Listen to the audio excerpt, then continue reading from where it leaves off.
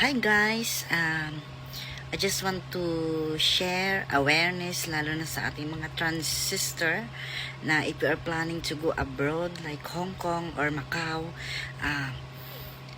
ito ay awareness lamang no sa mga kapatid natin na first time traveler na pupunta ng Hong Kong. So, if you're a transgender kasi, expect nyo na po kung first time yung bibisita ng Hong Kong na magkakaroon talaga ng interrogation pagdating sa immigration ng Hong Kong.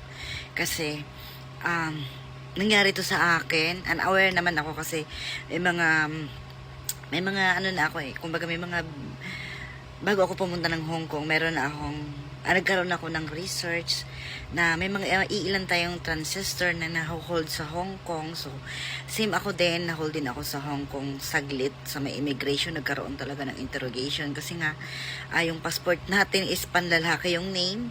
And marami talaga sa Hong Kong daw kasi marami talaga mga transgender na sex worker. So, talagang dumadaan sila sa interrogation talaga. Like me, dinaan.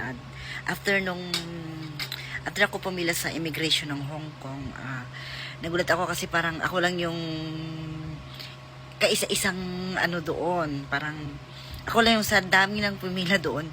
Ako lang yung parang may sinulat siya parang receipt, parang resibo, parang doon yung sinulat. Hindi ko kasi maintindihan yung mga nag-uusap sila nung katabi niyang immigration officer. So, expected ko na talaga na masa second interview ako. So, dinala nga ako doon sa isang private room. Doon ako in-interrogate.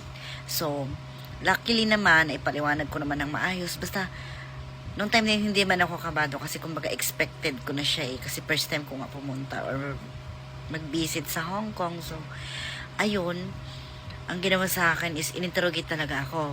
So, isa na sa pinakita ko talaga is sabi ko, I am working. So, pinakita ko yung, kompleto naman ako sa document. So, yung IDs ko, dala ko yung employment certificate ko din, dala ko yung ID ko sa both government at saka yung sa work ko, dala ko naman yung mga IDs ko. So, tinanong ako kung kailan ako magstay, may pera ba ako. So, yung time kasi na yun, ang hirap mag-online banking kasi nga yung time na yun, nung nandun ako sa pinaka-private na room, as in, wala, mahina yung wifi sa, doon sa room na yun. So, sabi ko, pwede ko naman ipakita sa kanila, lalabas kami doon sa room kasi nga kumbaga mabagal yung internet. Tapos, isa din sa pinakita ko is yung mga credit cards ko kasi tinanong din ako kung may credit cards ba ako, may backup ba ako. So, sinabi ko, meron naman ako. So, pinakita ko lahat yon.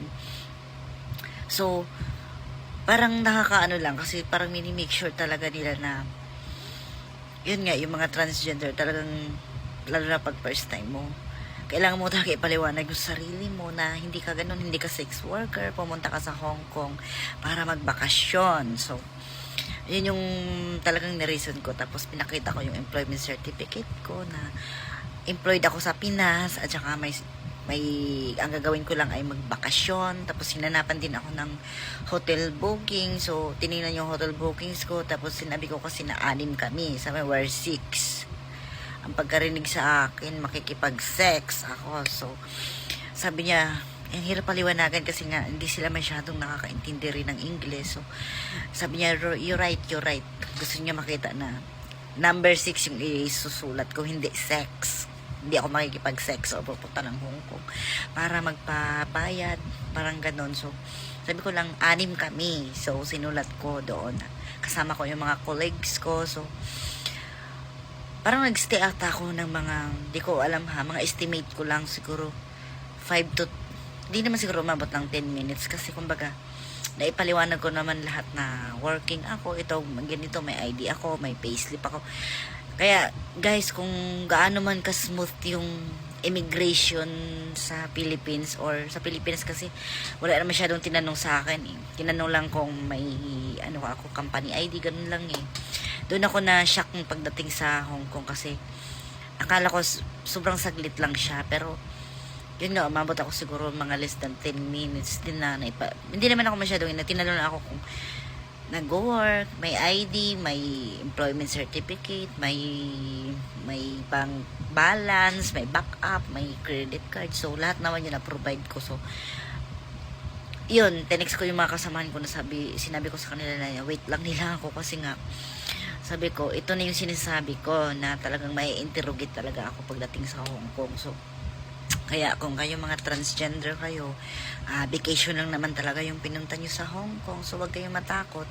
So, prepare nyo lang yung mga, kung mga employed kayo, prepare nyo lang yung mga documents na talagang vacation lang yung pinunta nyo. Tapos, pinakita ko rin yung, kasi may, nakabook na ako sa Klook noon na mga activities na gagawin, yung pupunta sa Disneyland. So, yun, pinakita ko rin yun.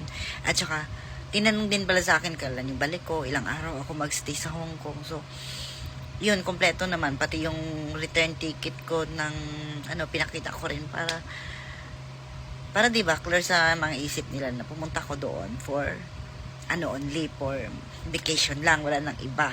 So, advice ko na lang kung first time traveler ka at Hong Kong yung destination mo, make sure lang talaga guys na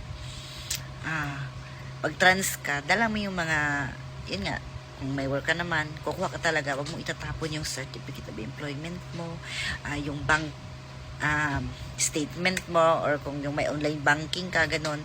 So, mabilis lang naman kasi yung airport naman nila doon is mabilis naman din sa wifi. So, pwede ka makapag-connect doon. So, ipakita mo lang. Yun ang purpose mo for vacation lang. Kasi, bago talaga ako pumunta sa Hong Kong, nag-research muna ako. So, may mga nakikita rin ako dito sa TikTok. So, hindi lang din ako yung parang nakaranas ng ganon. So, parang aware na ako. Aware na talaga ako nung pumunta ako na, yan nga, magkakaroon talaga ng interrogation. Kasi nung pagharap ko pa lang sa IO, yung mga nauna sa akin, mga babae, mga lalaki, ang bilis lang nila eh. Parang scan lang yung passport nila. Pero nung pagdating na sa akin, nagulat ako kasi nga, parang nagsulat siya sa resibo. Parang resibo siya na sinulat. Sabi ko, parang ito na yun. Sabi ko, tapos nag-uusap kasi sila ng Chinese. So, hindi ko nagigets yung mga pinag-uusapan. Yung magkatabi kasi sila nung isang IO. So, yun, dinawag ako. May nagsundo sa akin isa pang officer or isang IO. Yun, dinala ako doon sa isang private room. At saka, hindi lang isa nag-interrogate sa akin ha, tatlo as in, puro sila lalaki. So, parang mini-make sure nila na yung sasabihin mo is hindi mag-iba-iba.